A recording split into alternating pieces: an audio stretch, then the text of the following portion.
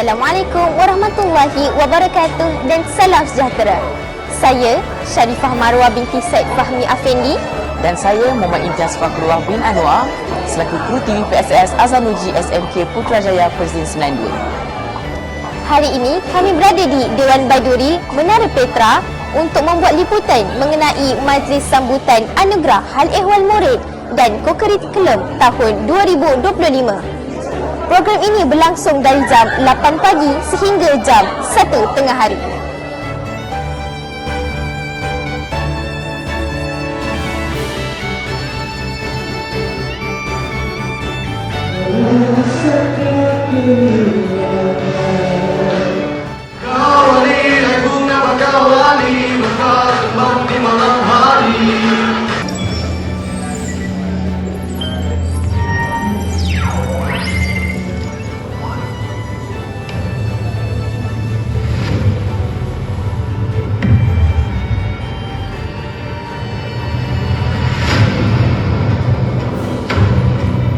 Antara anugerah yang diberikan ialah Anugerah Nova New Outstanding Visionary Award yang diberikan kepada ketua dan penolong ketua tingkatan terbaik, Anugerah Flex Futuristic Leadership Excellence yang diberikan kepada jawatan kuasa tertinggi tingkatan, Anugerah Star Shining Talent in Advanced Responsibility yang diberikan kepada kepimpinan tertinggi SLC, Anugerah Aurora Commitment, kehadiran penuh sepanjang tahun, Anugerah Stellar Character, catatan amalan baik tertinggi, Anugerah Gangsa Pelibatan Negeri, Anugerah Perak Pelibatan Kebangsaan, Anugerah Emas Pelibatan Antarabangsa, Anugerah Khas Guru, Anugerah Rakan Perhatian Sekolah, Anugerah Tokoh Murid Hal Ehwal Murid PPKI, Anugerah Tokoh Murid Misali Perdana Perempuan dan Lelaki, Tokoh Citra Karisma, Anugerah Pelibatan Guru Kokurikulum Peringkat Negeri, Kebangsaan dan Antarabangsa, Anugerah Unit Kokurikulum Cemerlang, Pasukan Badan Beruniform,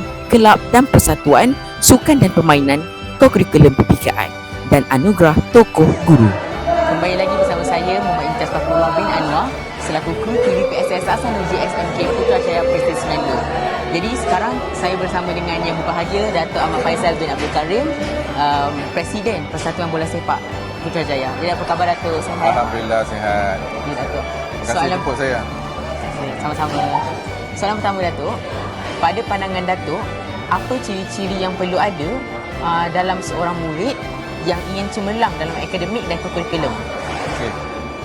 Pada pandangan saya, seorang murid itu kalau dia nak cemerlang dalam akademik dan kokurikulum, dia mesti ada satu semangat. Semangat yang tidak berjaya. Dia mesti ada passion. Passion itu dia kena menjiwai lah. Kalau nak belajar, kena belajar bersungguh-sungguh, belajar dengan teknik yang betul. Kalau nak kokurikulum pun, pilih apa yang dia nak buat. Dan mesti kena ada minat, semangat dan mesti komit. Baru betul. Kalau dia ada minat tapi tidak ada passion, tidak boleh menjiwai, susah. Dia akan buat tidak bersungguh-sungguh. Baik Datuk, soalan kedua, apa komen Datuk tentang majlis hari ini?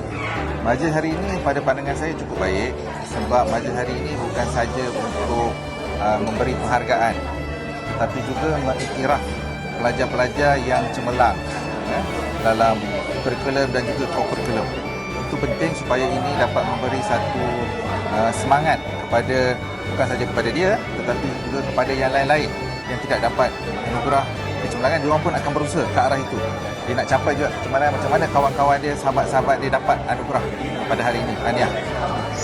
Baik. Okay. Terima kasih Datuk. Saya nak ucap juga tahniahlah kepada pengetua Puan Mazira, Puan Rafisah, PKM dan juga Puan Yusnida PK Kokurikulum kerana berjaya menganjurkan majlis anugerah seperti ini yang saya difahamkan diadakan setiap tahun. Tahniah.